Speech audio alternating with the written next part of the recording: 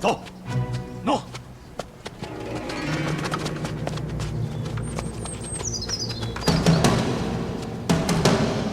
嘉儿，嘉儿，大将军，嘉儿，大将军，跟我走。诺。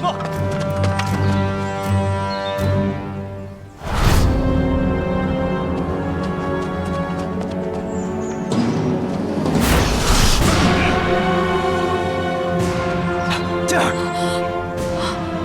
魏将军，这就是你的夫人。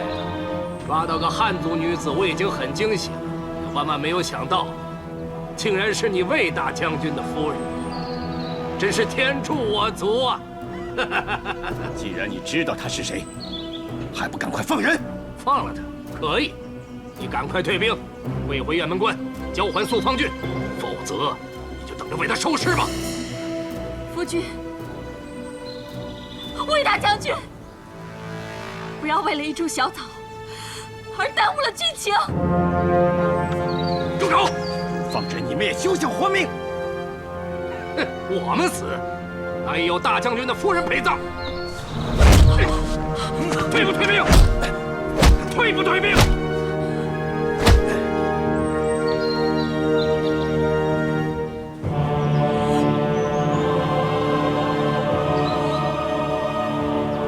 嘉儿不要！嘉儿不要！啊！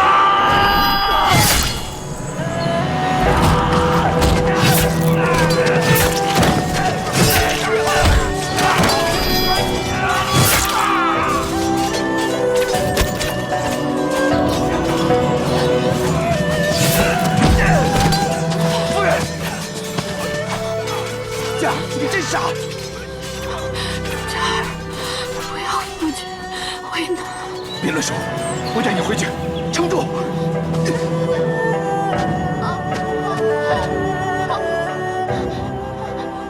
我擦了药，可是你的内伤。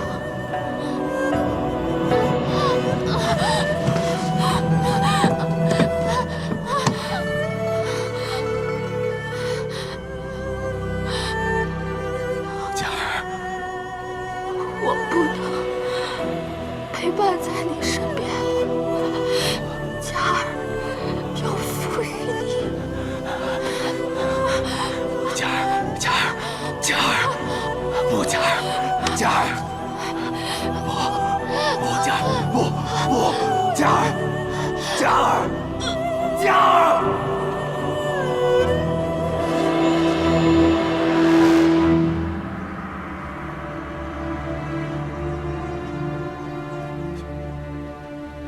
嘉儿，嘉儿，嘉儿，嘉儿。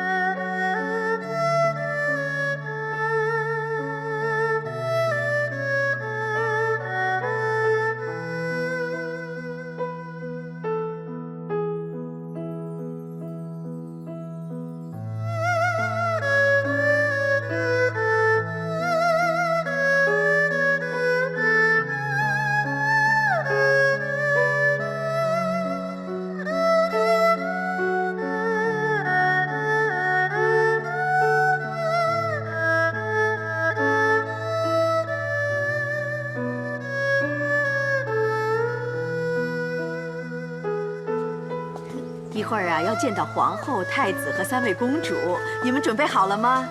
准备好了，我们会给皇后背诵诗经，绝不捣蛋。哎，这就对了，要乖，要守礼。你们要知道，你们的父亲是大将军，母亲是大将军夫人，外祖母是我。要让别人觉得你们谦逊懂礼，有家教，知不知道？知道了。哎，那我们现在进去啊。走。皇后，我把3个孩子都带来了。皇后万福金安。免礼了，你们都乖。谢姑母夸奖。乖。我先带孩子们出去，我们到外面去玩，玩累了呢，有小点心吃，好不好啊？啊，来，跟我来啊！走。哎，这易老头今天是怎么了？不吭一声，看来他是有事情烦着呢。喜娘，你来坐，我有事跟你说。啊，我刚才在车里坐了半天，不想坐了，我还想到外面看顾3个孩子呢。皇后有什么话直说就好。来，过来坐。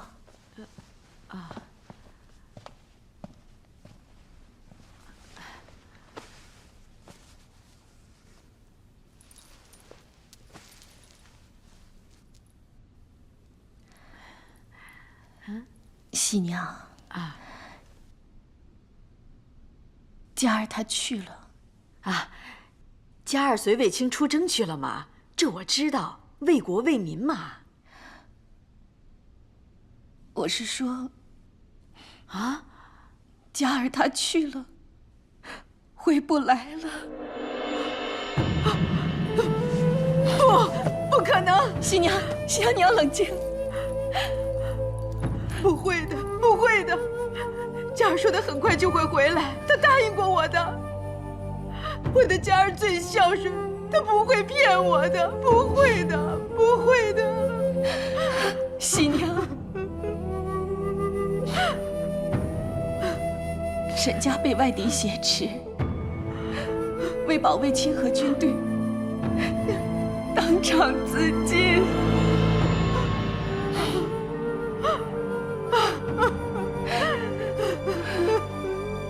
苍天哪，为何如此狠心？竟让我女儿就这么走了，让她在那陌生的荒地做孤魂。喜娘，你为何狠心带走她？我活着还有什么意思啊？喜娘，喜娘，喜娘，你放心，皇上一定会派人把佳儿的遗体接回来，不会让她一个人，不会让她独留在异乡。喜娘，你听我说，你也不孤单，你还有卫青，还有我，还有3个孩子呢，你不会孤独的。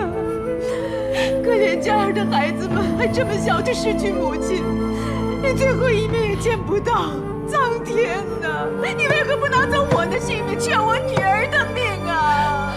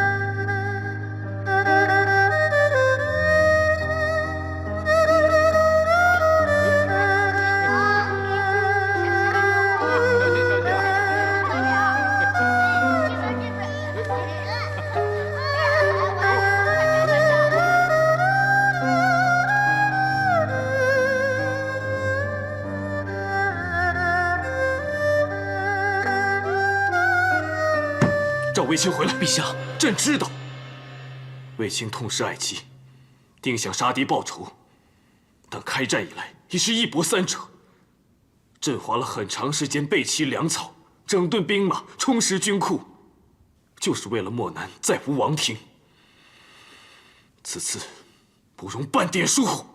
但以卫青如今的悲愤心情，只怕召他不回。你去，他不回来就抓他回来。朕当日见他夫妻恩爱，若卫青死期而失去理智，战略上出了差错，足令生灵涂炭，朕岂不是愧对万民？陛下，皇后求见。陛下圣安。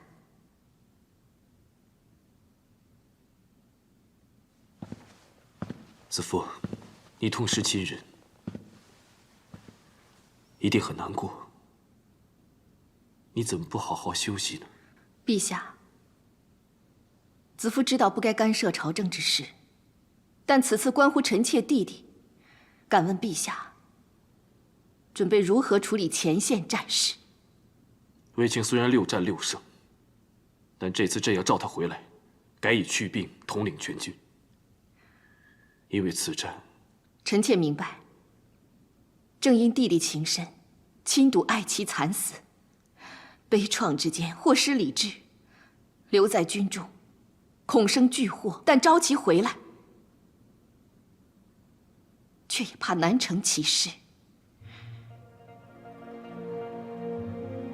只是，若卫青能够摒去忧伤，冷静领军，陛下可会改变初衷？他是朕的干城大将，他若能胜任，朕自然不想撤换他。但当前局势严峻，又关乎他的至亲之情，恐怕不能如你我所愿。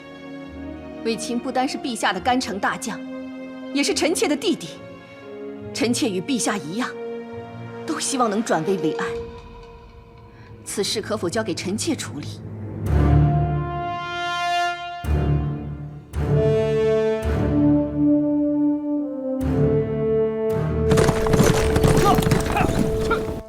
据报，敌军已抵达智岩山附近，我们明日出发，横越沙漠，正面突击，打他们个措手不及。公所在，你与我共领先锋部队，直奔敌军主力。诺。李广、赵世基在。你二军从东路出发，掩护先锋部队侧翼，抵达漠北之后，主力攻击敌军左侧卫。诺，末将定不负大将军所望。其余人等随时待命，等候出发。诺。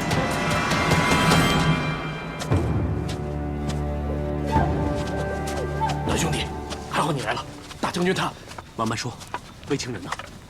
他在自己营帐，表面没事，指挥依旧沉着落定，但忙完军务，就独自躲在帐里，无人敢去打扰。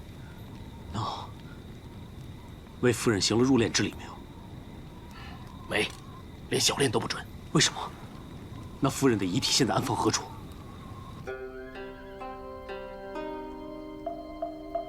谢谢你采的肉松茸，真的有用。这2日，我气息畅顺，精神多了。你平日嘱咐我要多吃的东西，我也都记得。你的话，我一直默记于心。等我打了胜仗，就陪你一起游四海江船，看潮汐涨退，好不好？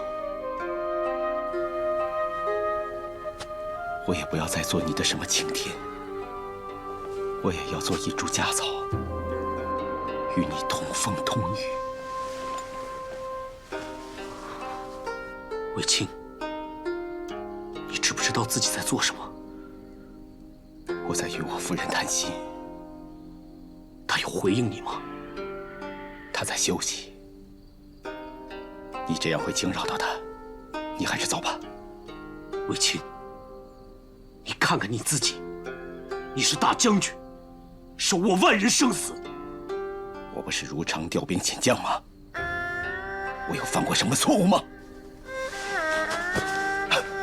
这就是错。你做什么？他的脸是冰的，他已经死了。不，他不会死。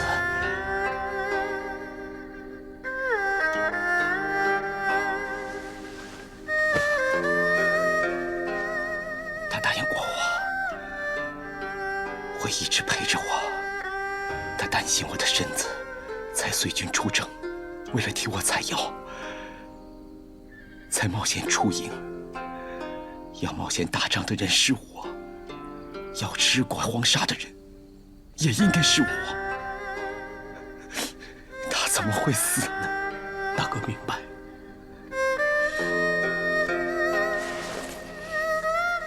你不明白，你想带他走，可他根本不想走。他只想在这里伴着我，他要看我为他打这一场仗，看我大胜而归。但是你却不体谅我们的心，你算什么兄弟？我不是你兄弟。那外面的将士们是不是你兄弟？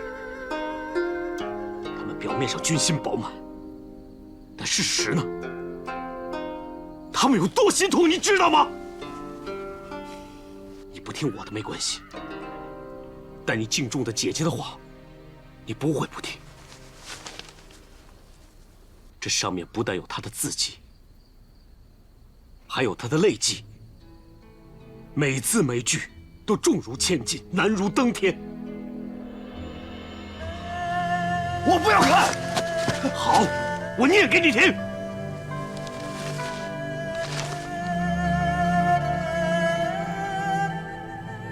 吾弟一人已去，不要！此刻你定是心中悲痛。你我姐弟情深，所伤所痛，我也感同身受。即使你已是统领兵马的大将军，但作为你的姐姐，能与你亲近如初，也愿与你同悲同苦，分担你心中之爱，抚慰你强逆之痛。一人远隔，可血脉仍在。家中稚子刚丧亲母，孤苦无依，亟待父亲亲自安抚。身为人父，更要平复振作，兼其母职，喂之、惜之、养之、育之。还有喜娘，痛失相依相靠的爱女，悲痛欲绝，难以释怀，正待女婿无虞而归，替佳儿尽未尽之孝。忆往昔，浓浓蝗虫，重重难关，到如今种种荣耀，你都与我相扶相守。若我孤弱一身，如何撑过风霜雨露？弟弟，不止佳儿，姐姐也急需要你。一人已去，但大敌当前，需要你的不止至亲，还有大汉将士与天下百姓。姐姐盼你早出困局，莫因仇恨乱了心智，莫因离情误了苍生，更别让佳儿枉死大墓。姐自负气肃。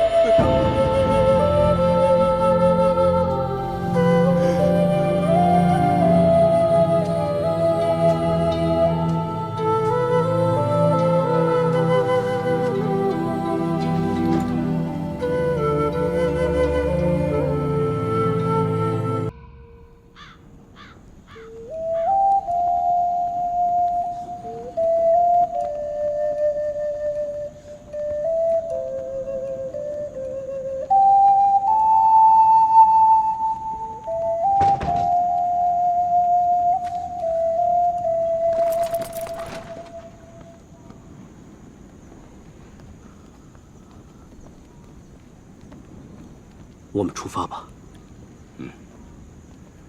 是该出发了，不过是大哥带嘉儿先走，我留下。你可想清楚了？有姐姐的信任，大哥提点，难道我还会执迷吗？我已经想清楚了。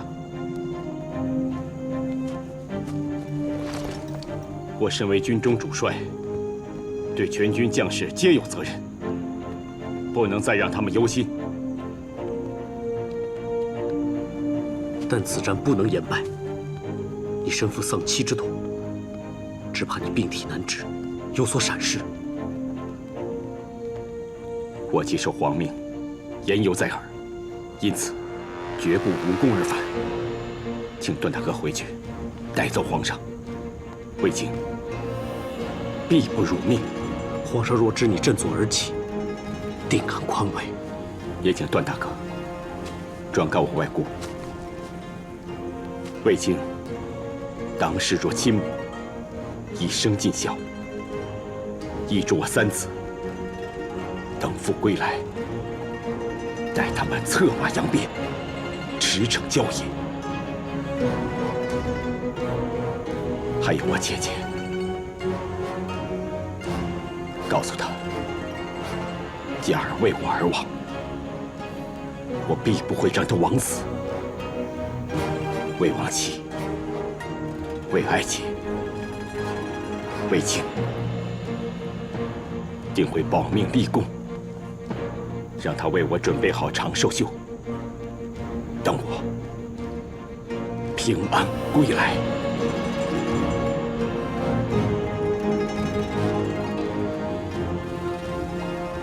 你放心，我定会为你一一传话。孤军营地，你自己要小心。大哥带走我心中牵挂，我还有何虑？有何惧？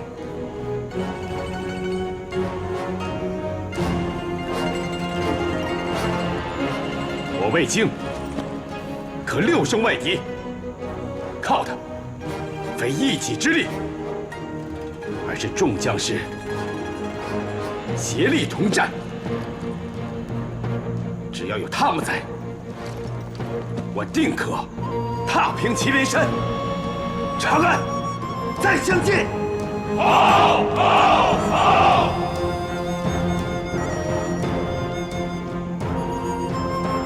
段大哥，我的嘉儿就交给你了，你带她一路走好，待我荣归长安，奏凯乐，歌同宫，再祭我嘉儿英灵。我定会护送你夫人平安回到长安。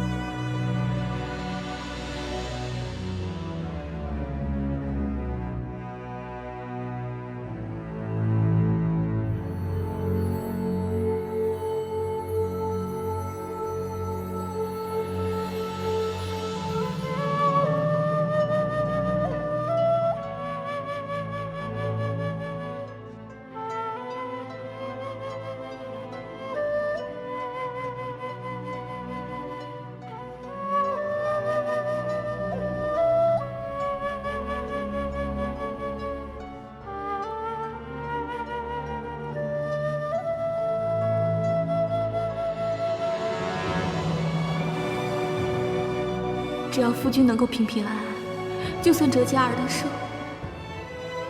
我也愿意。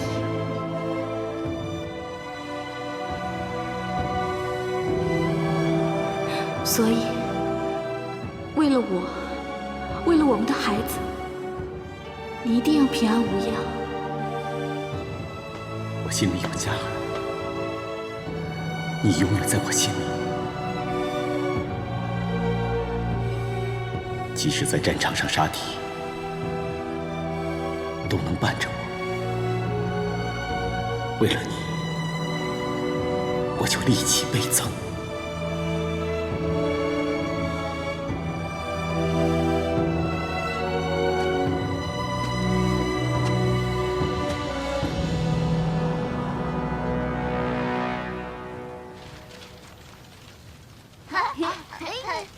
给我，好高啊！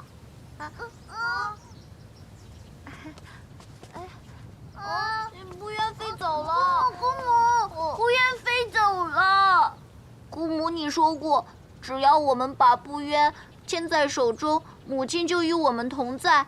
现在它飞走了，那母亲是不是不要我们了？母亲是不是不要我们了？母亲不是不要你们了，她只是飞得高了，去了另一个地方，看着你们，保护你们。一只小小的不愿，可以在青天的怀抱里翱翔，已是福气满盈。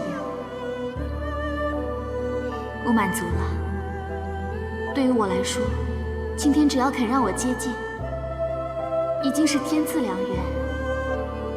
我一定会努力，让青天明白我的真心，任我倚天飞翔，生死相依。我想，我一定会幸福的。子父，你祝福我吧。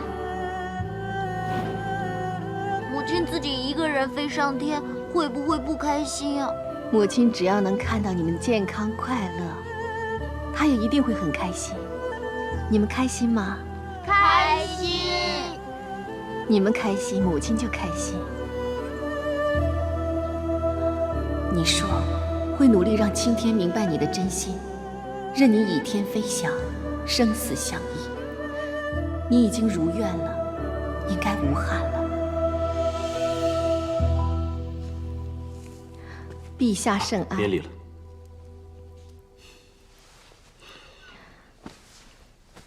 别太辛苦自己。让陛下担心了。臣妾一绣着长寿绣，总停不下来，好像见到弟弟凯旋归来。朕有一件喜事要告诉你，关于卫青。今早收到军报，卫青研制了一个制敌法宝。法宝？五钢车。此车既能抵挡敌人利器，又可藏弓箭手于车内，随时攻击。更有车环，能将多车相扣，形成铜墙铁壁。臣妾不懂这些，不过看陛下开心，想必定可制敌显威。不错。臣妾虽不懂军事，但是陛下皱了好几日的眉心，中见舒展，相信此车必能成为我军制胜的法宝。朕本担心卫青以寡敌众，以弱对强，但有此车，定叫敌人阵脚大乱，进退失据。能让陛下安心就好。有你在，朕怎会不安心呢？朕还没有好好谢谢你的信，还以为你这个姐姐只能平复她的心情，想不到你竟可令她迅速振作，克敌制胜。只因弟弟有颗存忠孝、念亲情的心，才能再站起来。以信劝之，是以外力；以袖代之，透之内情。正是你这份不为自己，只为他人的情理兼备，才能动之人心，动之天地，为朕带来这么多的惊喜。臣妾本只是一个小小歌女，如今成为天下之母，弟弟亦有幸为陛下征伐四海，是陛下给了臣妾那么多从未奢望过的惊喜才是。子父，朕的贤妻，朕有你，何其幸也！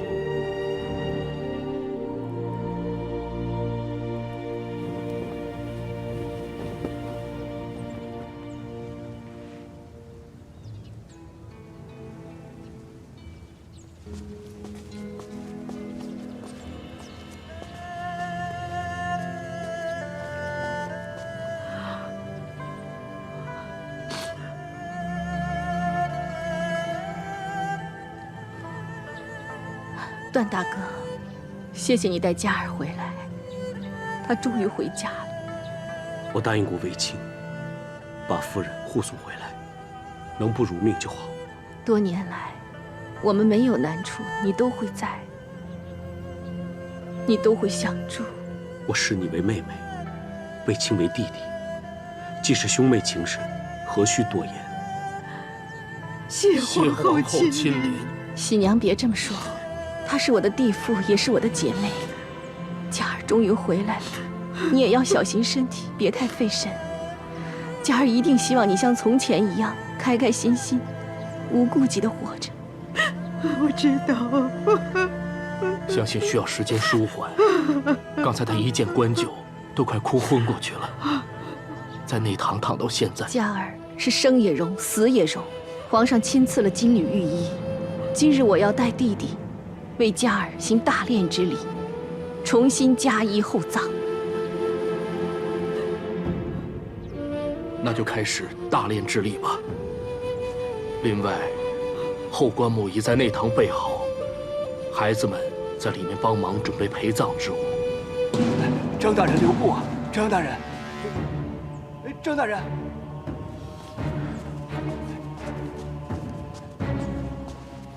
参见皇后。不知张大人硬闯大将军府，所谓何事？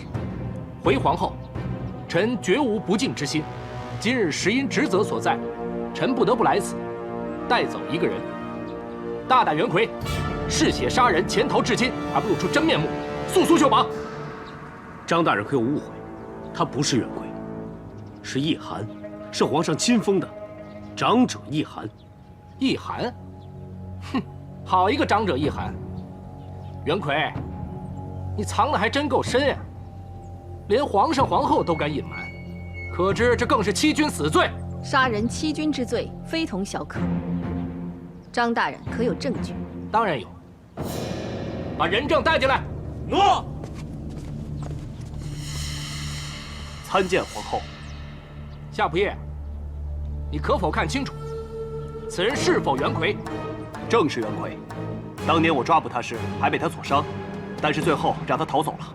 别以为你是做官的就可以血口喷人，你以为你是谁呀？我女儿为国捐躯，今日是她大殓之礼，你却带人闯我灵堂，坏我大礼，对我女儿毫无尊重。你说你居心何在？我并无不敬之意，只是什么？你随便带个贼眉鼠眼的人来污指奕寒，就可以带走他吗？他可是皇上亲封的长者，大将军和皇后更视他为亲人。他要是杀了人，就没有天理了。你无凭无据就想把人抓走，休想！法之当头，杀人偿命，有何不可？今日我就是要带走这个逃犯。你，新娘，慢着！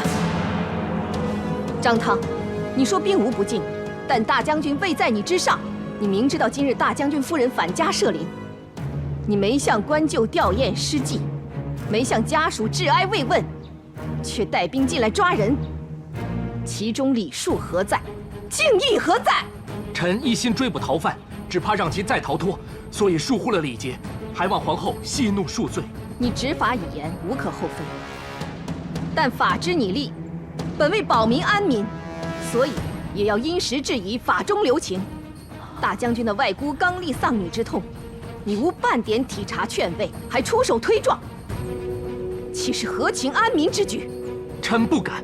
大将军正以身犯险，决战大漠，为我大汉子民安身立命。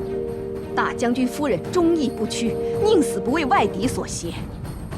若因你莽撞，令太夫人跌倒受伤，如何向大将军交代？是臣大错了，请皇后恕罪。幸好未成大过，我就暂且饶你。谢皇后，但敢问皇后，那逃逸多年的杀人犯，又当如何处置？易叔叔，你对他们的指控，可有片言只字回应？回皇后，小的无话可说。那么，你真是袁奎？我的确是袁奎。不，你真是疯了吗？你怎么连自己的名字也记不住啊？啊，你这老头是怎么了？新你根本就娘够了。不是。不，但无论如何，我得谢谢你。我跟他们回去。不，谢皇后。带走。诺。别担心，他会没事的。我不会让他有事。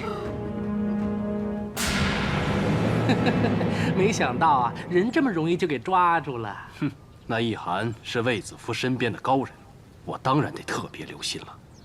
一个如此闲散无所畏惧之人，当日却见着一个小官就慌张躲避，其中必有隐情。果然，我三言两语就把那易涵见不得人的老底儿都翻了出来。哼，没想到那个夏勇想立功升官都想疯了，于是我就提点他几句挡煞高升之法。哼，他还真就乖乖照做，跑到张汤那里告发了易涵。我在长安城外就听说张汤是有名的铁面无私、视法为天、不认情理。看来呀，这次终于可以灭了皇后的亲信。你说这个人值多少啊？此人对我而言一文不值，但若在皇帝忧心战况之时，卫子夫却不知趣，要他网开一面救自己的心腹，哼，皇帝必然心生厌烦。啊，那不如我们再放些风声出去。这样一个杀人犯藏在皇后身边多年，那岂不就是皇后徇私枉法、存心包庇、无法无天了？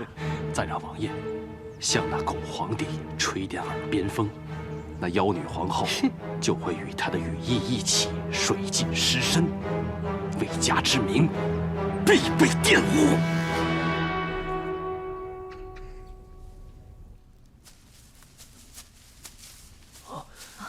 易叔叔免礼。谢谢你们来看我。张汤可有严刑逼供？我本是罪人，甘心伏法。张汤根本无需严刑逼供。易大叔怎么可能是罪人呢？你一路以来为我们出谋划策，助我们一次又一次躲过险恶，还加在善之余奔走各地，只为济世安民，这岂会是歹毒杀人之凶徒所为？我不管你有何过往，我只信我认识的易叔叔绝不会是个罪人。你们可记得我对皇上曾经说起过我的过去？记得，易大叔与师兄斗法，虽大胜师兄，却连累恩师受怨，被师兄害死。恩师却是因我狂妄斗法，连累而死。但是当日我并未向皇上说出全部的真相，只因我师兄怪怨恩师将学识只传我一人，愤而将师父杀死。我悲愤交加，亦悔疚不已，要将师兄拉去见官。但师兄反目，更将杀师之罪陷害于我。我这手臂上的疤痕，就是与他争执打斗时留下的。我受伤之后，师兄却未停手，反而招招想置我于死地。我只得奋力反击，但错手杀死师兄。这只是自卫自救，即使落在廷尉手里，也非大罪。师父的一班同门见我提刀而出，且刀上沾血，就一意说是我残害师父，谋杀同门师兄。我根本就是百口莫辩，只有逃走。如今张汤查审，你有如实相告吗？人已死，事情已过去太久，仅凭我一人说辞，不足为惧。况且我逃避追捕，误伤官兵，夏勇就是实证。唉，算了。回想起来，我确实是罪有应得呀。后来我才知道，师兄死后留下孤儿寡母，无人照料，四处漂泊，最后饥饿而死。归根究底，这一切只因我狂妄斗法而起。恩师授业之时，早就要我收敛，不外露。若不是我轻狂，恩师不会死，师兄不会死，更不会发生饿殍在野之事。所以易叔叔一直对孤寡弱小特别关照。其实这些年来，你一直在赎罪，受你救助的人数以千百计。易叔叔，你也该安心了，不用再自责。能安吗？每当我看到这疤痕，就好像听到了师兄的怒喊声，想到他的妻儿孤苦伶仃，颠沛流离。我的本名叫袁奎，因我罪孽深重，后来改名叫易寒，以求以后不再轻易发怒，逞一时之快。所谓罪孽，都是一时一分，不甘于恩师被杀，且自救于被人威胁，实非大罪。而至于孩童惨被饿死，又怎能归罪于你呢？你不是我，难明我心中之痛啊！我苟且多年，算是苍天恩惠，给我救孤助贫的机会，也算是弥补了一点过错。如今前世被戒，因而伏法，也算是解脱了。易叔叔，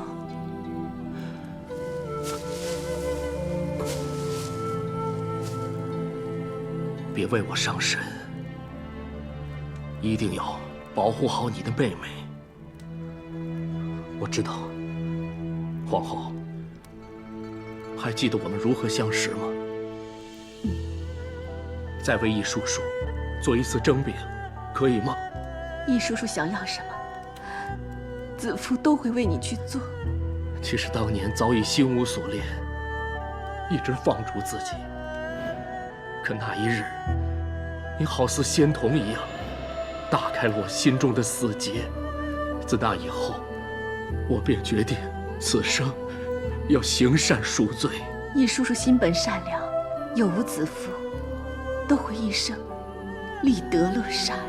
恕我这一生，若说真做过什么能够略抵我的罪过，那就是有幸可以助你入宫。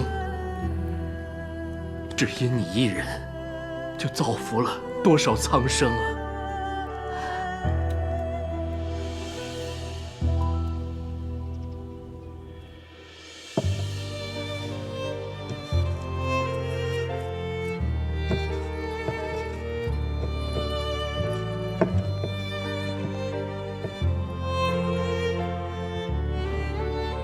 当年要是没有易叔叔吐出枣斧，让沈家滑倒，我散发相扶，我怎么能够被皇上宠幸？如果没有易叔叔送我挂饰，子夫今日早已离宫。自从小时候遇到易叔叔，易叔叔送我“不争、不显、不露”这6个字，让子夫一生受用。子夫就当易叔叔是上天派来帮助我的贵人。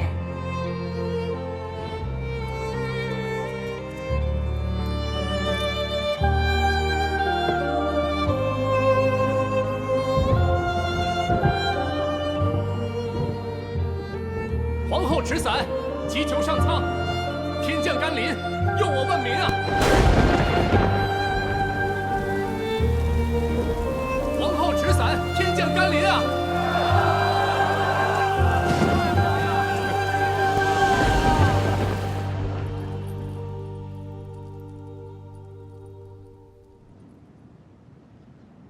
陛下，逃犯易寒已经被捉拿归案，且已承认杀人之罪，论罪当斩。陛下，叶寒防卫时错手杀人，治他死罪，甚是不妥。陛下，为自保而错手杀人，只是一函一面之词，不知真假。漠北一事非同小可，李广经为一时会合，无故失踪。朕早就叮嘱卫青，此人不可再重用。朕正烦忧前线，你身为御史大夫，理当理清缘由，知道真假再来，否则别来烦朕。请陛下万勿烦心。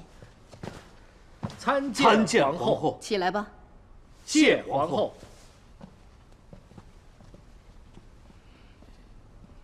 陛下圣安。朕现在忙着边关战事，不想再谈一函一案，皇后不用为他求情了。陛下睿智英明，定有公断，臣妾又怎会妨碍平添陛下的烦恼？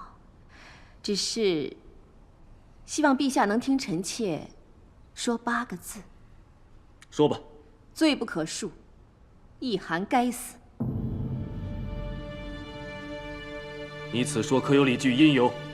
即使一函曾现寻水之法，帮助各处郡县找出水源，拯救苍生，可他毕竟杀死残害恩师之人，于法不可容。难道一函之功竟抵不上他误杀之罪？不错，纵使一函当日解民困、济其语，保帝后之名，免万民迷信，可他毕竟曾经误杀，且百词莫辩而拒不逃逸，罪不可恕。皇后此言，臣不敢苟同。一函赠千金于汉在孩童，持在善之余，为陛下广撒君恩。纵使他救孤寡、兴义学、举孝廉、建贤臣，助陛下弘天地之大德，施雷雨之深恩，可他毕竟借此掩饰身份，欺瞒陛下，绝不可恕。皇后想说的是，纵使一函误杀逃亡7镇，可他披荆解困，千金救孤，举贤育才，渐渐勋劳，立下千古奇功吧。陛下，而这一切皆是出自赎罪之心。陛下，人谁无过？一函不但知罪悔过，且功在民生，却有功而不自居，只以救助孤寡为己任，这是善莫大焉。臣求陛下饶一函一命。一函如今所为，事事为善，件件为民，皆为可恕之由。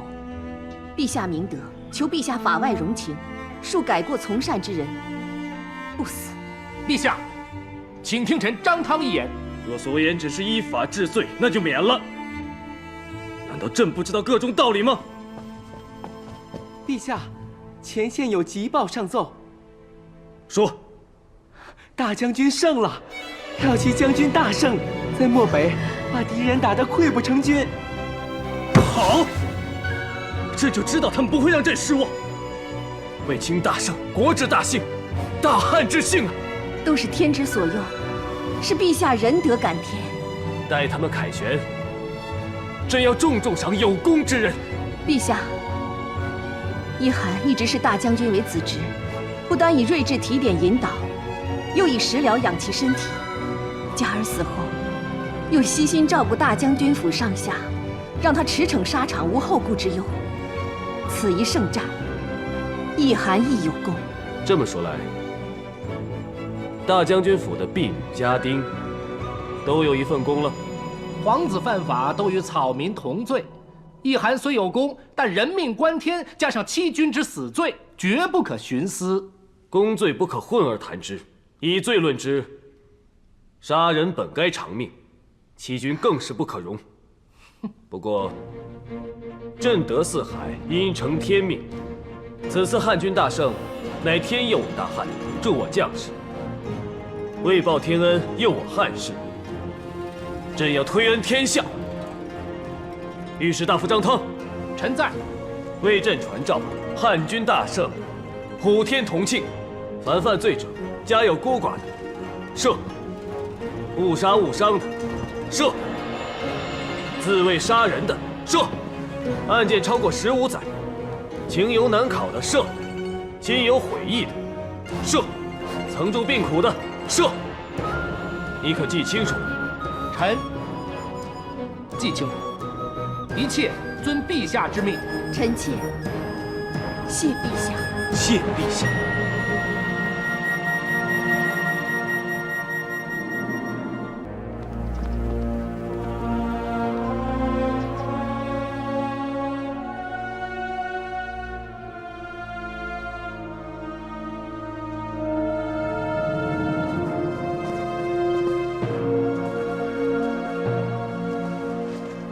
参见陛下，皇后。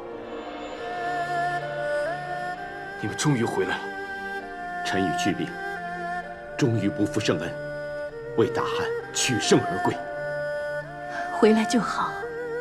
姨母，我与舅父履行承诺，毫发无损的平安归来了。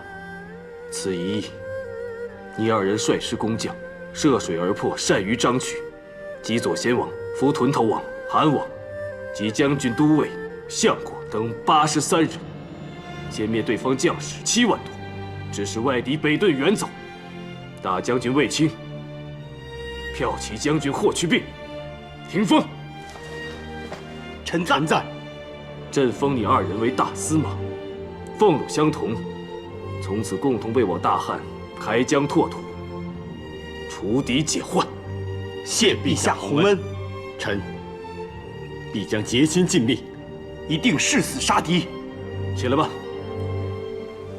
两位大司马，真为大汉之双臂，如今普天下臣服于朕，战马将歇，外患不在，这万世之功，朕必镌刻于石屏上，再书你二人之名，万世称颂。谢陛下圣恩。卫青，朕的封赏还不能解你心中郁结吗？陛下对臣百般称许，臣却心中有愧。作为统帅，竟思虑不周，致使李广老将军不堪受辱而死，致使陛下又损了1员2将。弟弟，舅父，李广将军延误军机，你只是派长史去问话，是按例行事啊。他自感受辱而自尽，这与你又何关啊？可是李将军是因无向导而迷路，他多次行军，理应精于地理，竟因迷路而延误军机，这罪责难脱。当然，他英武一世，却一直有功无爵。其子李敢，在你军中做事如何？勇猛过人，一直代行副将之职。好，李敢杀敌有功，那朕就封他为关内侯，10邑200户。卫青，可有异议？臣代李敢，谢陛下隆恩。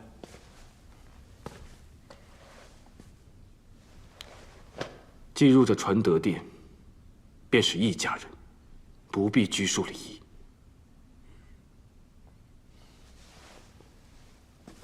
但愿能让你们姐弟稍感宽慰。能见去病和弟弟无虞归来，臣妾最大的心愿已了。姐姐对我千般信任，我怎能言而无信？看着我凯旋而归，姐姐应该欣慰。我们因仇恨而乱心智，没因离情而误苍生。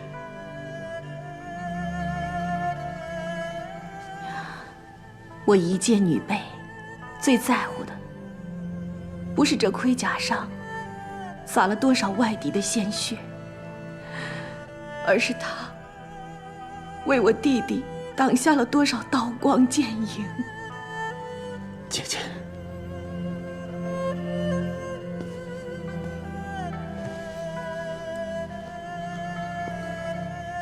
这巧手日夜劳作，为你绣出了这满载祝福的长寿绣。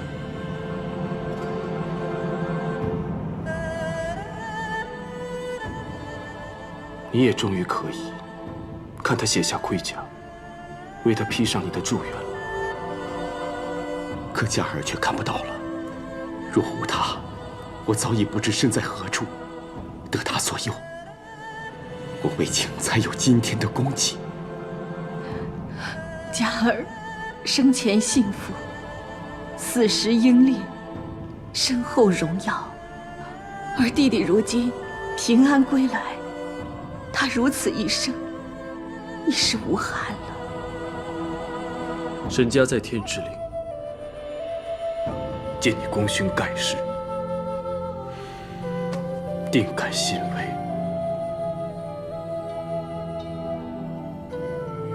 夫人又飞起来了，母亲又在看着我们了。哎，给我，父亲过来。姑母说，母亲就是不冤，越飞越高，直到青天。那我们陪他飞吧。好。爸爸，飞天了！飞得好高哦！飞得好高！飞了！佳儿出嫁之前，我和她曾放过不远。当时以为她只是水中佳草，纤细柔弱，却不知她也有靠近苍穹的勇气，也有为爱而亡的英烈。我当时曾经怀疑你们是否天赐良缘，直至今时才悟到，苍天只赏一段缘，良有与否，还看人为。这些年来，他的委屈、孤寂、隐忍与付出，我都能明白。从一个寄人篱下的柔弱婢女，到抚养3个孩子，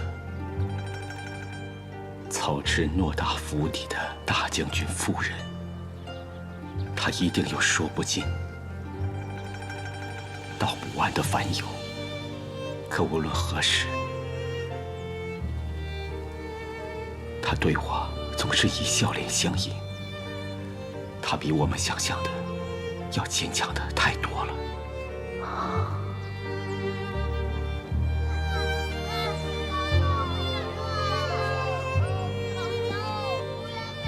你放心翱翔吧，我为青天，你为不远，即便生死相隔，也可相依。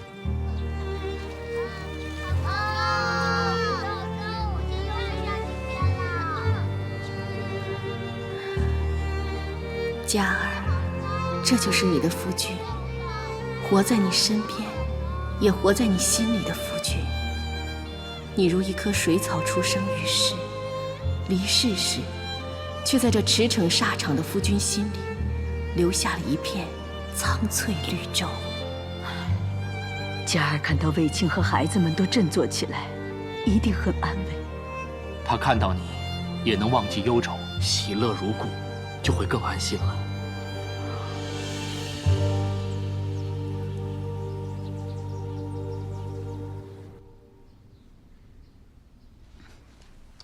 大将军，平阳公主到访。参见公主。我特意来贺大司马7战7胜，再次荣归。谢公主关怀，卫青不过承蒙圣恩，尽职尽责罢了。我府中来了些苏合香，记得沈家在平阳侯府的时候很喜欢这种熏香，所以特地带来了一些，算是尽一点心意。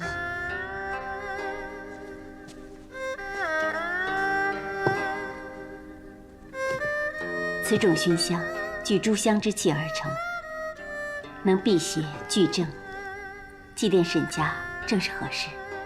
我记得佳儿一向喜欢将沉香添于苏合香之中，更像甘醇之味。他的喜好你都熟记于心，想来他在天之灵定能欣慰。这一家阁就是为了佳儿而设，一切自然要按他的喜好。我每每来此，都觉得他还在世。思这一意，你应该节哀顺变，家华夷，虽是杂草，可一落根，便蓬勃而生，繁华一片。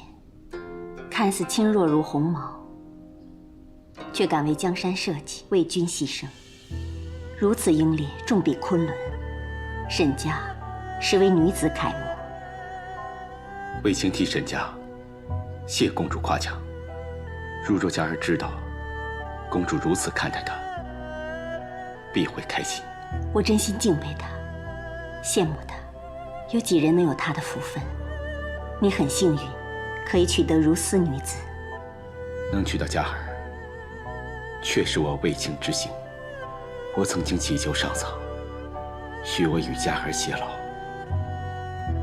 但是天命不允。有时真希望永远停驻在军营那天，共望星空，相偎相依。我曾将我的委屈比作梦魇，其实一切皆梦，即使美梦难舍，也要将之化成回忆，永存心间就好。我放开梦魇，重获新生。但愿你也能放下美梦。公主说的一点不错，梦醒天明，便是昼日一时。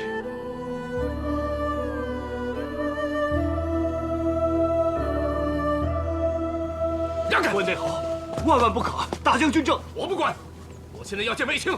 关内侯，这……关内侯，前来大将军府所为何事？我是为我父亲而来。若不是你，先父怎会免去先锋，调离阵前，转做护军？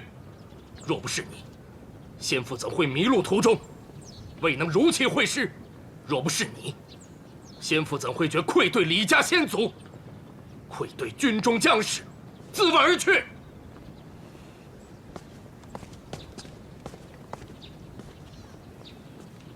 卫青的确思虑不周，令老将军心生误会。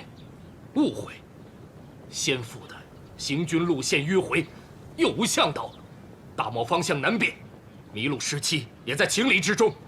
何以皇上尚未责罚，大将军就派长史羞辱先父？卫青绝无羞辱李将军之心，当时只是想问清真相，以便回奏皇上。以大将军的才智，怎会不知先父一生傲骨，宁死不受小官的质问羞辱？你逼死我父，一句思虑不周就能挡过去吗？确实不能。先父守边数十载，连外敌都尊称一句飞将军，但一直有功无爵。本想争这一仗领功封侯，却全因为你，令他无功反获罪，还命丧大漠。对于李老将军的死，卫青深感悲痛，亦觉有愧。但这绝非是卫青本意。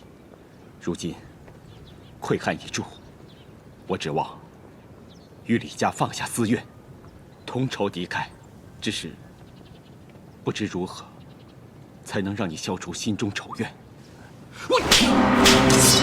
再来！你竟敢对大将军不敬！你可知你这一巴掌足以置你于死地？我李敢既然敢来，我就不怕死。何谓不怕死？不怕死，乃是沙场战士面对10万大敌奋勇之前的气概，并不是用来泄愤逞强的姿态。一在以下犯上，我一再容忍。一是敬重你的父亲一生戎马，为国尽忠；二是念及你心怀丧父之痛，莽撞言行一切皆源于孝道，并不是本大将军怕你。你随父从军多时，该知以下犯上藐视军纪，罪当如何？